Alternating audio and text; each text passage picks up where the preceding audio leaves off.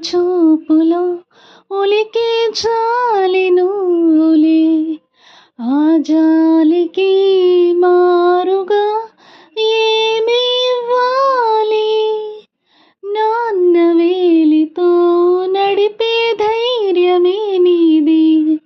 నీ పాపనై పసి పాపనై ఏమి ఇవ్వాలి? దయగలిగిన దేవుడే మనలను కలిసాడులే. వరమొసగే